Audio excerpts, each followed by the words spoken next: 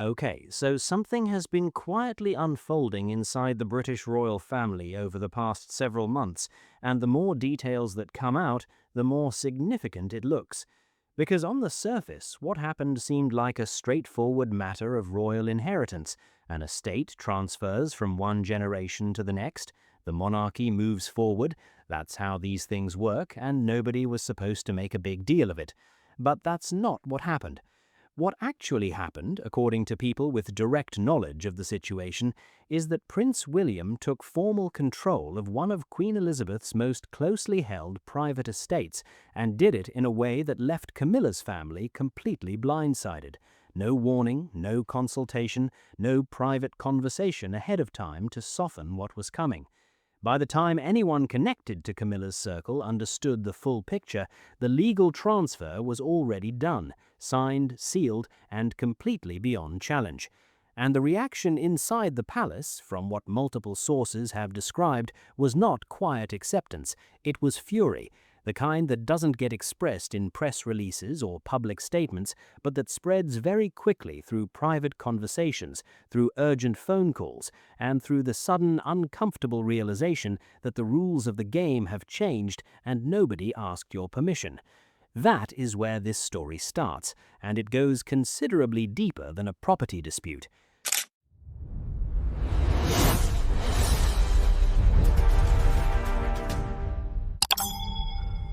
To understand why the people around Camilla reacted the way they did, you have to go back a little further and understand what Queen Elizabeth's private estates actually meant inside the royal family's internal structure. Because this wasn't simply about land or money, though obviously both of those things matter enormously when you're talking about properties that have been held by the crown for generations. Queen Elizabeth maintained a small number of estates that sat outside the public-facing royal portfolio. These weren't Buckingham Palace or Windsor Castle, properties that belonged to the institution regardless of who sits on the throne. These were privately held, passed down through her personal line, and kept deliberately separate from the broader mechanics of crown succession.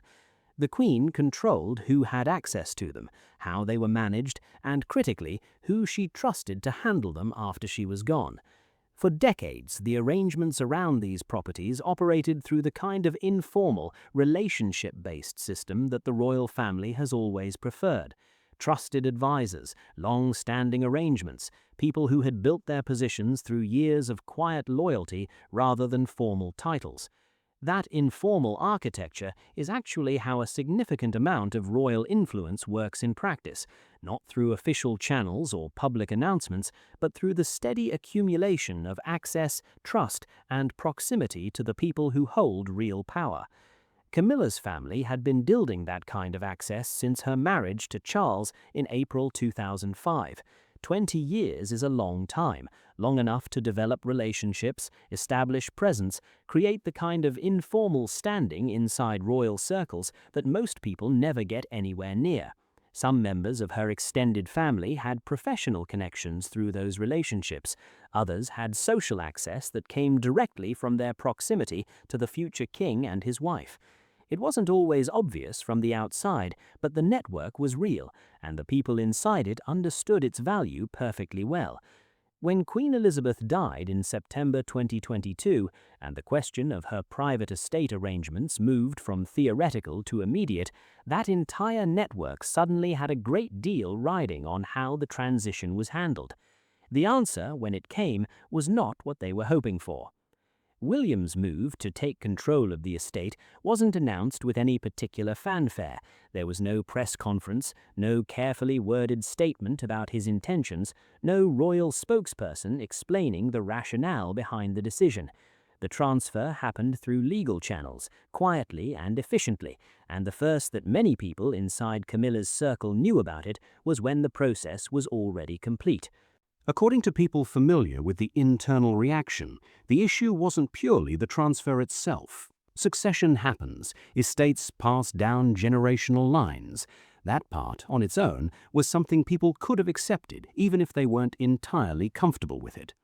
What generated genuine anger was the way it was handled, or more precisely, the way it wasn't handled. There was no private heads-up to Camilla. No conversation between William and his father Charles about what this would mean for the people connected to Clarence House. No attempt to manage the transition in a way that gave the people affected time to adjust or prepare. William moved, the estate transferred, and then came the silence. Total, complete, and, according to people who watched it unfold, entirely deliberate. Now, some of William's supporters would frame that silence as exactly appropriate. He wasn't obligated to explain a private legal matter. He wasn't required to seek the approval of people who had no formal claim to the property. He made a decision within his rights and moved on. That reading is not unreasonable. But inside palace circles, the silence landed completely differently. Because in the world of royal politics, how you do something matters almost as much as what you do. The absence of any reassurance, any acknowledgement, any gesture toward the people who were suddenly feeling the ground shift under them was read not as discretion, but as a message. A clear, deliberate, unmistakable message about whose position was secure going forward and whose wasn't. The response inside Camilla's family, from what has been described by people connected to the situation, moved through several stages fairly quickly. The first was confusion, then anxiety, then, as the reality of what had happened became clearer, something that sources have described as barely controlled fury. Several of Camilla's relatives had spent years cultivating relationships with the royal household through her connection to Charles. Invitations to events, introductions to influential people, the kind of professional and social standing that comes from being seen in certain rooms. That access had been consistent enough and reliable enough that some of those relatives had come to depend on it in ways that went beyond social convenience. For them, proximity to the crown wasn't just a nice bonus, it was part of how their lives were organized. William taking control of the estate suddenly put all of that under review. Not explicitly, not through any formal declaration, but through the very practical reality that he was now in charge of something his grandmother had previously controlled, and he had shown zero interest in maintaining the informal arrangements that had existed around it before. The people closest to Camilla reportedly began pushing hard for some kind of intervention. Private conversations were had, requests were made through intermediaries for some signal from William's side that the existing arrangements would be respected or at minimum discussed. Those requests, according to palace sources, went essentially nowhere. William was not engaging on the topic, his office was not providing reassurances, and the silence from Kensington Palace continued. What made the situation feel particularly urgent for Camilla's family was the timing. Charles was already dealing with significant health pressures by this point, managing his public duties while privately navigating the reality of his cancer diagnosis. He was not in a position to wade into a family confrontation even if he had wanted to, and by most accounts he was deeply reluctant to create open conflict between himself and his son at a moment when the institution genuinely could not afford visible dysfunction. So Camilla's family found themselves caught in a position with no clear path forward. The person they were counting on to intervene had decided, for reasons that made complete institutional sense, to stay out of it, and the person they needed to reach was showing no interest whatsoever in being reached. What happened inside Clarence House during this period has been described as an atmosphere shift that staff noticed fairly quickly. Meetings that had previously been relatively open became noticeably more guarded. Conversations that used to happen informally in corridors suddenly required more careful management. Camilla herself, according to people with knowledge of the household, became more withdrawn than usual, spending more time away from the broader palace environment, while her team worked quietly to understand what the transfer actually meant in practical terms. The deeper fear running through all of it wasn't really about the estate itself. It was about what the estate transfer represented as a signal. Because William hadn't just taken legal control of a property, he had demonstrated very clearly and without any ambiguity that he was willing to make significant moves without consulting the people who might be affected. And if he was willing to do that with something as loaded as Queen Elizabeth's private estate, what else might he do the same way? That question, once it started circulating through Camilla's network, generated exactly the kind of anxiety that's very difficult to contain. People began looking at their own positions differently. Relationships that had seemed solid started to feel less certain. Access that had been taken for granted started to feel conditional in ways it never had before. And the fear wasn't dramatic or theatrical, which is actually what made it particularly difficult to manage. It was the very practical, very specific fear that comes when you realize the person now holding the keys to a system you depend on has no particular interest in keeping things the way they were. No single dramatic confrontation, no formal declaration, just a slow, quiet tightening of control that you can feel before you can fully describe it. To make sense of William's approach here, you have to understand something about how he processes the history he grew up inside. Because he didn't come to the situation without context. He came to it carrying 2 decades of watching, learning, and drawing very specific conclusions about what works and what doesn't inside the British monarchy. He watched his grandmother manage crisis after crisis with a discipline that became almost legendary. The Annus Horribilis of 1992, when the marriages of 3 of her children collapsed in public view. The death of Diana in August 1997, and the extraordinary pressure that followed when the Queen initially remained at Balmoral while the country demanded a public response. The years of managing Harry and Meghan's departure from royal life starting in early 2020. Through all of it, the Queen's method was consistent. Control the information, project stability, never negotiate under pressure, and let time do what public statements can't. William absorbed those lessons. The composure he has shown throughout this entire estate situation is not accidental. It's not even entirely natural temperament, though that plays a role. It's a learned discipline rooted in watching his grandmother demonstrate over decades that the person who refuses to be drawn into visible conflict is almost always the one who ends up controlling the outcome. His silence throughout all of this was calculated in the most literal sense. He understood that any statement he made, any explanation he offered, any gesture toward the people upset by his decision would immediately be read as a concession, as an acknowledgement that there was something to defend. And he had no interest in defending anything, because in his view, there was nothing to defend. He had made a legitimate decision about property that was legally his to control, and he was not going to participate in the performance of justifying that to people who had no formal standing to demand justification. From a purely strategic standpoint, it was remarkably effective. He gave nobody a specific target to respond to, no interview to pick apart, no statement to counter. Just decisions made quietly, producing outcomes that spoke entirely for themselves. The question that kept surfacing inside palace circles during this period, and that a number of royal commentators have been carefully raising in public, is whether William's approach was purely institutional or whether something more personal was running underneath it. Because you cannot fully separate William's relationship with Camilla from the history that created it. He was 11 years old when his parents separated in December 1992. He was 15 when his mother died in Paris in the early hours of August 31, 1997. He was a teenager navigating the most public grief imaginable while watching his father's relationship with Camilla continue and eventually formalize and eventually become the new center of the royal household he was expected to operate within. He has been publicly gracious about all of it for years. He attended his father's wedding to Camilla in Windsor's Guildhall in April 2005. He has appeared at official engagements with her. He has maintained the composure that the institution requires.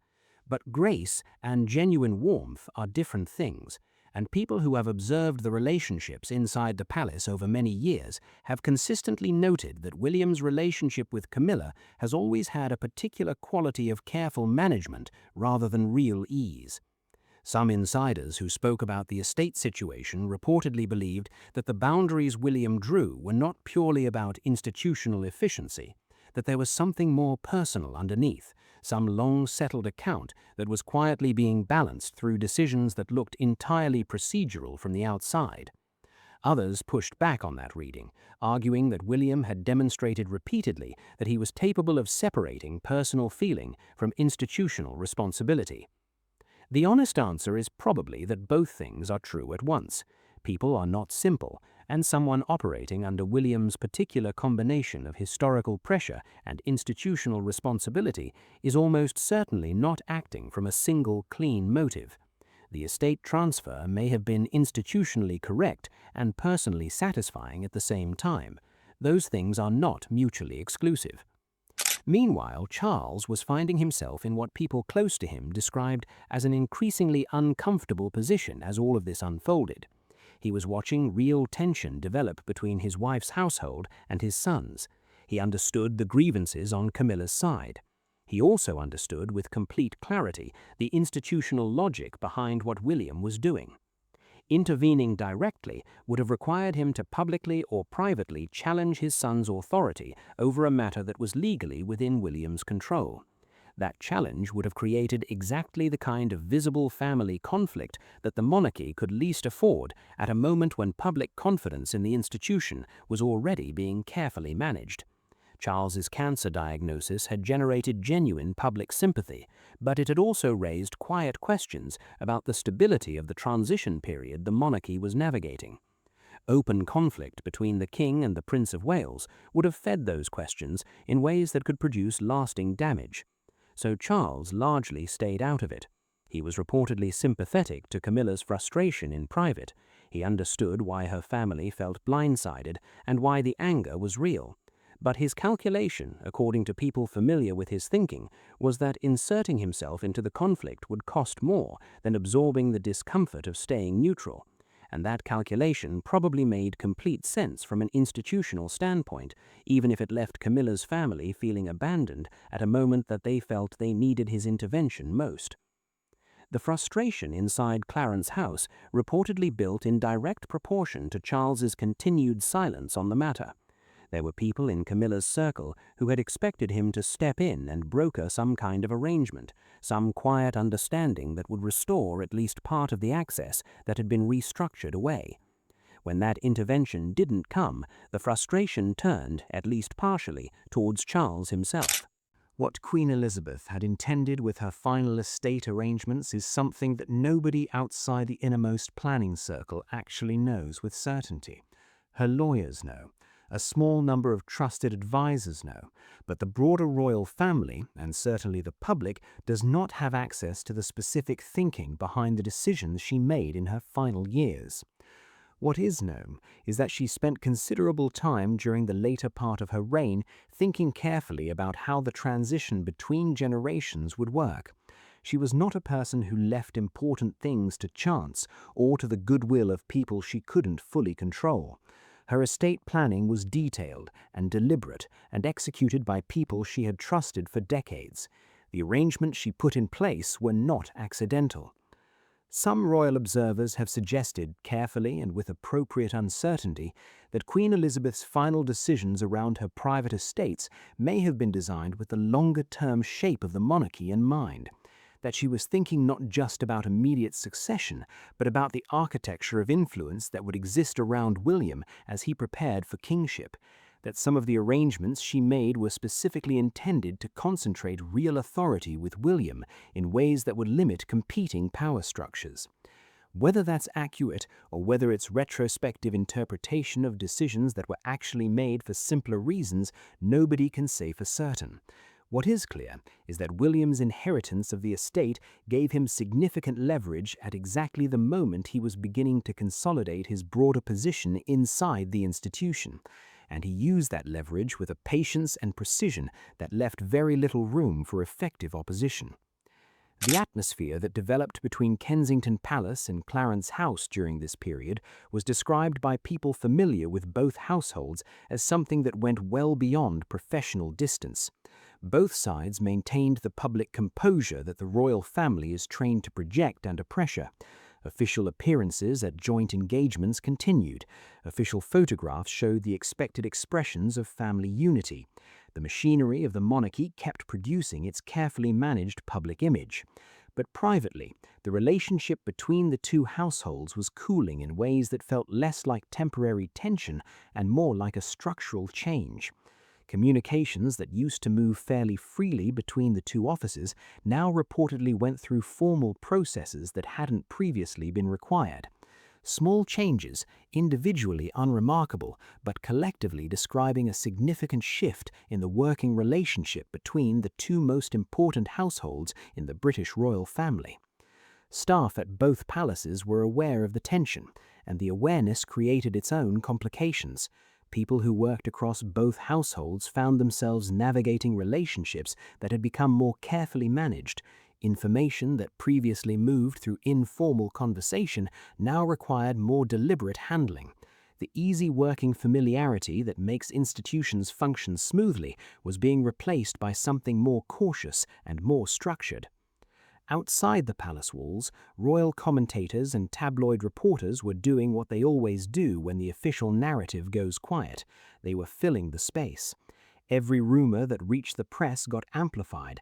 Every unattributed source produced another wave of speculation. Social media, where royal news moves faster than any communications team can manage, kept the story alive in ways that prevented it from fading into the background the way palace officials generally prefer controversial stories to do.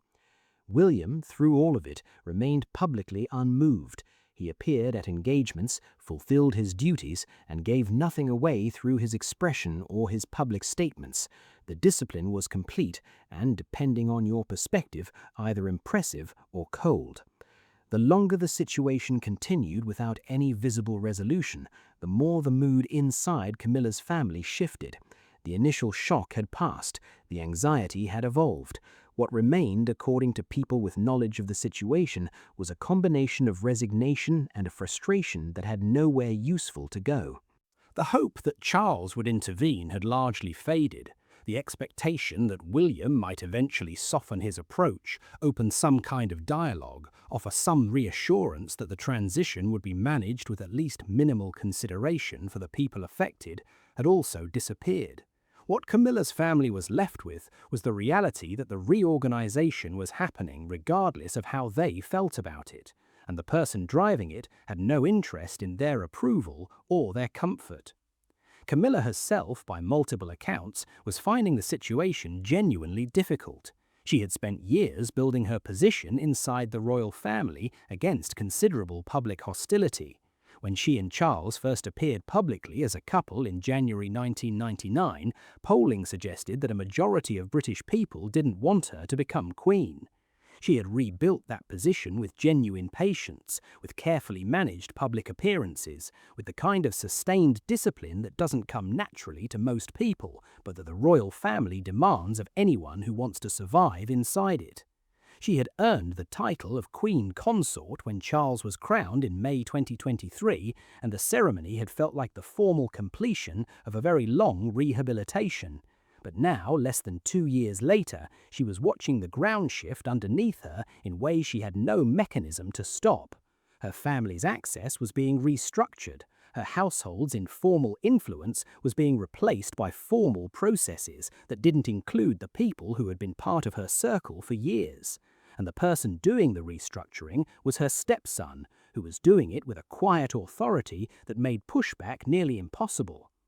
There was reportedly internal pressure within her own family as well, which added a different kind of stress to an already very difficult situation. Some relatives, according to palace sources, had started placing some of the blame on Camilla herself, questioning why she hadn't been able to protect the access and connections they had come to rely on. That internal pressure, where the people closest to you start doubting your ability to shield them from consequences, is a particular kind of difficult, and it was reportedly making an already tense household environment considerably worse. What William was actually building through all of this, when you look at the pattern of decisions rather than any single move, was a new operating model for the monarchy he will eventually lead. And the estate situation was, in that context, less about any specific property and more about establishing a principle, a clear, early demonstration of how things would work under his authority. The informal networks that had characterized so much of royal life, the relationships and personal histories and mutual understandings that determined who had access to what and whose phone calls got returned, were being systematically replaced by something more structured and more controlled. Access would be determined by formal process rather than personal history. Influence would flow through official channels rather than back corridor conversations. The people who had built their positions through relationships would need to rebuild them through compliance with new systems. His advisors, by multiple accounts, had been pushing this vision for some time: a leaner institution, tighter controls around who held real influence, clearer boundaries between the official monarchy and the extended networks of family, friends and associates that had historically operated in its orbit. Whether you call that modernization or consolidation probably depends on where you were standing when the changes started landing. For people inside William's circle, it looked like exactly what a future king should be doing: removing the vulnerabilities that informal networks create, building something more transparent and more sustainable, taking the hard decisions early before the complications of actually being king made them harder to execute. For the people on the other side of those decisions, it felt like having the furniture rearranged around you without being asked, and then being told the new layout was actually better for everyone. The experience of being quietly restructured out of a world you had spent years building into is genuinely difficult, whatever the institutional justification. What this entire situation has revealed, for people watching it carefully, is something important about how power actually moves inside institutions as old and as structurally complex as the British monarchy. It rarely operates through dramatic public confrontations. It doesn't announce itself with press releases or declarations. It moves through property arrangements and access decisions, and the slow restructuring of who gets included in which conversations, through the gradual replacement of informal networks with formal systems that favor different people. William understood that instinctively. He had watched it operate that way for his entire life, and when he had the opportunity to use those same mechanisms himself to shape the institution around the kind of monarchy he intended to lead, he moved with a confidence and a patience that suggested he had been thinking about this for a long time. The estate that Queen Elizabeth left him wasn't just land, it was a demonstration opportunity, a chance to show early and without ambiguity that the next generation of this institution would operate on his terms, that the informal arrangements of the past would not automatically transfer into the future, and that the people who had built their positions through the previous generation's relationships would need to establish new ones under new conditions. Some people watching the situation develop have found that approach admirable. A future king who is serious about his responsibilities, unsentimental about the changes that need to happen, and disciplined enough to execute them without being pulled off course by family pressure or public criticism. That is a completely legitimate reading. Others have found it cold, the absence of any concession to the human cost of the changes, the complete unwillingness to acknowledge the disruption being caused to people who had done nothing except build their lives around access that they reasonably expected to continue, has struck some observers as unnecessarily harsh. The argument that things needed to change doesn't require that the change be executed without any consideration for the people it displaces. Both of those perspectives are understandable, and the honest reality is probably that both of them are partially right, which is usually how it goes when someone in a genuinely difficult position is making genuinely difficult decisions. What is not particularly disputed at this point by anyone following the situation closely is that the balance of power inside the British royal family has shifted. William has established his position with a clarity that makes it difficult to imagine the changes being reversed. The estate is under his control, the informal networks that previously operated around it are being restructured according to his priorities, and the people who were most invested in the previous arrangement are left navigating a new reality they didn't choose and couldn't prevent. Camilla's family, by most accounts, has moved from fury into a kind of grudging adaptation. There are still ongoing frustrations, there are still relationships that remain strained, there are still people inside her circle who believe the transition was handled with unnecessary coldness, and that the outcome could have been exactly the same with considerably less damage to the relationships involved. Those feelings haven't disappeared, but the practical reality of the situation has set in. William is not going to reverse course, Charles is not going to force the issue, the institution is moving in a direction that was set before many of the people affected fully understood what was happening, and the energy required to push against that direction is considerable, and the prospect of success is genuinely low. The public version of the monarchy will continue to look composed and united. The carefully managed photographs, the choreographed public appearances, the warm official statements that present a family moving forward together in service of the institution, all of that will continue, because that is what the royal family does under pressure, and they are very good at it. But behind those appearances, the relationships are different now. The loyalties have shifted, the power structures have changed in ways that are not temporary, and the people who understood the old arrangement, who knew who to call and which doors would open and how the informal system operated, are having to reckon with the fact that the new arrangement works according to different rules, run by someone who had been watching and learning and waiting for the right moment for a very long time. The estate transfer, in the end, was never really about the estate. It was about what came after it, about the kind of monarchy William intends to lead, and the kind of authority he intends to hold when the time comes, and the way he handled every stage of it, the silence, the patience, the complete refusal to negotiate under pressure, told a very complete story about who he is and what he is building. Whether you think that story is one of admirable leadership or something harder and colder probably depends on whether you were inside his circle or outside it when the decisions started landing. That's where things stand right now, and honestly, this situation is far from settled. There are still questions about how Charles navigates the tension between his wife and his son going forward, and whether the relationship between Kensington Palace and Clarence House can find any kind of working equilibrium. There are questions about what Camilla's longer-term position inside the institution looks like as William's influence continues to grow. Drop your thoughts in the comments, because I genuinely want to know what you think. Do you see William's approach as the kind of decisive leadership the monarchy needs right now, or do you think the way this was handled caused unnecessary damage that could have been avoided? And if you haven't subscribed yet, now is a really good time, because this story is moving fast and there is a great deal more coming.